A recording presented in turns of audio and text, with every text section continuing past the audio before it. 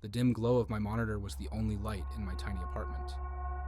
It was past 3 a.m., and I had been deep diving into the dark web for weeks, hunting for the most obscure and disturbing sites I could find. It wasn't just morbid curiosity, it was an obsession. Stories of red rooms, human experiments, and cult-like gatherings were everywhere. But they always felt like myths, urban legends that kept the weak-minded away. My descent into the darker corners of the internet hadn't started innocently. 3 months ago, my sister Sarah disappeared without a trace. The police investigation went nowhere. Security cameras showed her walking into her apartment building at 2:47 a.m., but she never made it to her unit. The footage became corrupted after that, just static and distortion. The authorities called it a technical malfunction, but I knew better. The night before she vanished, Sarah had called me, her voice trembling. "I found something," she'd whispered. "Something I wasn't supposed to see. They're watching me through my screen." I dismissed it as paranoia. Now, I'd give anything to take that moment back. That's when I started exploring the dark web, searching for answers. Each night, I dove deeper, following breadcrumbs through encrypted channels and hidden forums. My apartment walls became covered with sticky notes, IP addresses, usernames, mysterious symbols I'd encountered. I barely slept, barely ate. My life became a blur of coffee cups and lines of code. Then, I found the invitation. It was hidden inside a locked forum that required a referral from an existing member. Getting in hadn't been easy. I'd spent weeks building trust with anonymous users, trading information and secrets. One of them, using the handle Whisper Watcher, finally sent me a private message with an encryption key. "Be careful what you wish for," they warned. "Some doors can't be closed once opened." The site's design was simple. A pitch-black background, a single blinking cursor, and 3 words in blood-red text. "Do you seek?" Below it, 2 buttons. Yes and no. I hesitated. My hands trembled slightly as I hovered over YES. The cursor pulsed rhythmically, like a digital heartbeat. In the reflection of my screen, I caught a glimpse of myself. Pale, gaunt, with dark circles under my eyes. I barely recognized the person staring back. Sarah's last words echoed in my mind. "They're watching through my screen." I exhaled sharply and pressed yes. The screen went black. Then, a message appeared. "Welcome initiate. Your screen is being watched. Remain seated." A small webcam feed appeared in the bottom left corner of my screen. It was me. But I hadn't turned my camera on. The feed looked strange, slightly delayed, as if it was being routed through multiple servers. Sometimes, between frames, I swore I saw other faces overlaid on mine. My breath caught in my throat. A loading bar crawled across the screen. 0%, 15%, 34%. The room temperature seemed to drop with each percentage point. My fingers felt numb on the keyboard. In the darkness behind me, shadows appeared to shift and writhe, though I told myself it was just my imagination. Then, a chat box opened. A user named Administrator was typing. Each letter appeared slowly, deliberately, like someone or something was savoring each keystroke. "Administrator, do not move. We are establishing a direct connection." I was frozen. My mouse wouldn't respond. My keyboard was useless. The only thing functioning was my screen. In the webcam feed, I noticed something odd. My movements seemed to precede my actual actions by a fraction of a second, as if the camera was showing a future version of me. "Administrator, you are worthy. You've been searching for us just as your sister did." My heart stopped.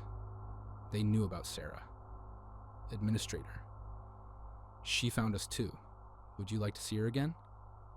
Before I could process this, the loading bar hit 100%. My browser shut down and a file appeared on my desktop, the redroomritual.pdf. The icon pulsed with a faint red glow, that seemed to leak into the real world, casting crimson shadows on my desk. The ritual begins. I stared at the file, my heart pounding. The mention of Sarah had stripped away any hesitation. Against all better judgment, I opened it. The PDF loaded slowly, each page materializing like a developing photograph. Inside were detailed instructions for something called the Red Room Ritual, a digital seance designed to summon something unnatural. The document was old, far older than digital technology should allow. The metadata showed it was created in 1891, decades before computers existed. The ritual required specific steps. Turn off all lights except for your monitor. Keep your camera on at all times. Recite the provided incantation while staring at the screen. Do not break eye contact, no matter what happens. At the bottom, a warning. Failure to comply will result in irreversible consequences. The same fate that befell the others will be yours. Below this was a list of names. Hundreds of them, dates spanning centuries. My blood ran cold when I saw the last entry. Sarah Mitchell, 2024. My sister's name. I chuckled nervously, trying to convince myself this was elaborate fiction. Some twisted ARG, or psychological experiment. But deep down, I knew better. The air in my apartment felt charged, like the moment before a lightning strike. I turned off my lights. My room was pitch black, except for the glow of my screen. The darkness felt alive, pulsing with malevolent intent. In the corners of my vision, impossible geometries formed and dissolved. The incantation was strange, written in a language that hurt to look at. The symbols seemed to move on their own, rearranging themselves when I wasn't focusing directly on them. My voice shook as I read it out loud, each word leaving a metallic taste in my mouth. Nothing happened at first. Then my screen flickered. For a brief second, I saw something. Something watching me. It wasn't just a shadow, it was an absence. A hole in reality shaped like a person. Its outline was unmistakable. Humanoid. Staring. Where its face should have been, there was only static, but the static had depth, like a window into another dimension. The chat box reopened. Administrator. Do not stop. She's waiting for you. In the webcam feed, I saw a familiar face flash behind me. Sarah, but wrong somehow. Her eyes were black voids, her smile too wide, too full of teeth that weren't human. I swallowed hard and kept reciting. Each word felt heavier than the last, as if they were becoming physical things in my mouth. The room around me felt different. The air was heavy, thick, suffocating. Reality seemed to bend at the edges, space folding in impossible ways. Then, a sound, a soft, wet whisper, right behind me. I felt my skin crawl. My instincts screamed at me to turn around, but I didn't. The ritual's warning echoed in my mind. In the webcam feed, shadows were gathering, taking shape. They moved with purpose, with hunger. The screen flickered again, and this time, the shadow had moved closer, much closer. I could feel its cold breath on my neck, smell something ancient and wrong, like opened graves and corrupted data. Administrator, congratulations. You are now marked. The connection is complete. The webcam feed froze, but my reflection wasn't alone anymore. A dark figure stood behind me, its face a mess of pixelated horror. As I watched, it reached out with long, distorted fingers, touching my shoulder on the screen. In the real world, I felt ice-cold pressure exactly where its hand was. My room suddenly felt like a meat locker. My breath came out in short, sharp gasps, forming frost in the air. The darkness around me had texture now, like black velvet wrapped around razor blades. Then, the screen went black.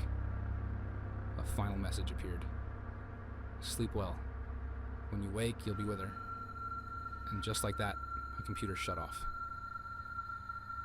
Sat there, drenched in sweat, too afraid to move, too afraid to turn around. The darkness pressed against me like a physical weight. In the silence, I heard something that made my soul freeze. Sarah's voice, distorted and wrong, singing the lullaby she used to sing to me when we were kids.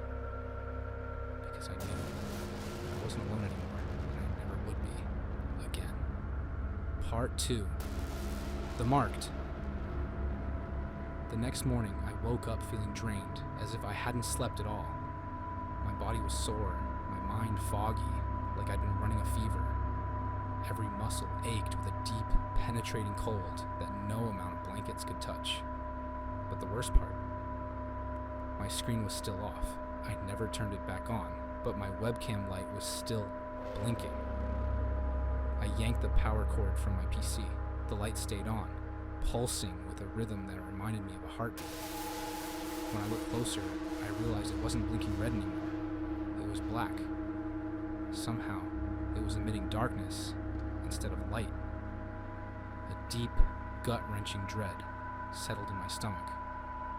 Something was still watching me. In the morning light, I could see my breath in the air, though my thermostat read 75 degrees. The walls of my apartment seemed wrong, like they were slightly too far away. The angle's just a few degrees off from what they should be. I grabbed my phone, desperate for some kind of normalcy. That's when I saw the first notification. Unknown number. Why did you turn it off? My hands trembled as I stared at the message. I hadn't given my number to anyone. The timestamp showed 3:33 a.m., the exact time I'd completed the ritual. But that wasn't what scared me most. The message wasn't text. It was written in the same impossible symbols from the incantation, yet somehow I could read them perfectly. A second message came through. This time, a picture. It was me, asleep, but not from last night. It was from every night. Dozens of photos, all time-stamped months back. In each one, the shadow figure stood closer to my bed. In the most recent, its face was inches from mine, its mouth open in a static-filled smile that stretched too wide. I nearly dropped my phone. I looked around, but everything was just as I had left it. My doors were locked, my windows shut. Yet somehow, the room felt bigger, as if the walls were slowly breathing outward. Then, another message. Unknown number. You need to finish the ritual. Sarah is waiting. She misses you. The phone screen distorted, showing a video. Sarah sat in what looked like a red room, but the walls seemed to pulse and shift. She smiled at the camera, but her movements were jerky, like a marionette. Join us, she said, her voice overlaid with something else. Something that spoke in frequencies that made my teeth hurt. I didn't respond. I couldn't. The fear was too much. That's when the scratching started. Soft at first, a slow, deliberate scraping against my walls. It formed patterns. Not random noise, but deliberate symbols. The same ones from the ritual. When I looked directly at them, they seemed to sink into the wall, leaving behind trails of darkness that moved like living things. Then it grew louder, closer, coming from inside my closet. I stared at the door, my breath shallow. I could hear something shifting behind it. Slow, methodical movements, like it was waiting. The door itself seemed to ripple, as if it was made of liquid shadow. In the grain of the wood, faces formed and dissolved. Some I recognized, others impossibly ancient. Another message buzzed through. Unknown number. We are inside now. We have always been inside. The message continued, but the words began to bleed, dripping down my phone screen like black tears. They left stains on my fingers that wouldn't wash off. I couldn't take it anymore. I bolted out of my apartment, running as fast as I could. I didn't care where I went, as long as it was away. But with each step, the world felt less real. Streets stretched too long. Buildings leaned at impossible angles. In every window, every screen, every reflective surface, I saw them watching. I ended up at my friend Mike's place. I told him everything. He laughed it off, called it a prank, told me I was just sleep deprived, but I saw it in his eyes. He was scared too, because while I talked, his computer screen kept turning on by itself, showing fragments of the ritual symbols. That night, I crashed on his couch, too afraid to be alone. The darkness felt thick, almost liquid. In the corners, shadows moved independently of any light source. But at exactly 3:33 a.m., I woke up. Not because of a nightmare, because I heard Mike whispering in his sleep. His voice was soft, but I recognized the words, the incantation, the one from the ritual. My blood ran cold. The air temperature plummeted. Frost formed on the windows in patterns that looked like screaming faces. I shook him awake, but the moment his eyes opened, he let out a horrifying scream that seemed to come from everywhere and nowhere at once. His pupils were gone. Just pitch black voids staring back at me. But they weren't empty. Something moved in that darkness. Something that had never known light. Then he whispered something. Something that will haunt me forever. It's inside you now. It always was. Since the first screen lit up the first human face, we've been waiting, watching, and now, through you, we're finally here. His skin began to ripple, digital artifacts spreading across his flesh like a virus. His form glitched and distorted, reality breaking down around him. I left that night. I haven't gone home since. And no matter where I go, I still hear the scratching. It's in every screen now. Every phone, every monitor, every TV. They show me glimpses. Sarah sitting in that red room, smiling her too wide smile. Mike, his body a mess of pixels and static. And something else. Something wearing my face, waiting in the darkness of every black screen. Sometimes when I catch my reflection, I see it. My eyes are starting to change. Pixels of darkness spreading like a digital cancer. Soon, I'll be like them. Another face in the static. Another voice in the digital whispers. Because the truth is, you can't escape the ritual once it starts. And if you're reading this, check your webcam. Is that light blinking? Are you sure you turned it on? Are you sure that's really your reflection in the screen? They're watching. They're always watching. And now they're watching you too.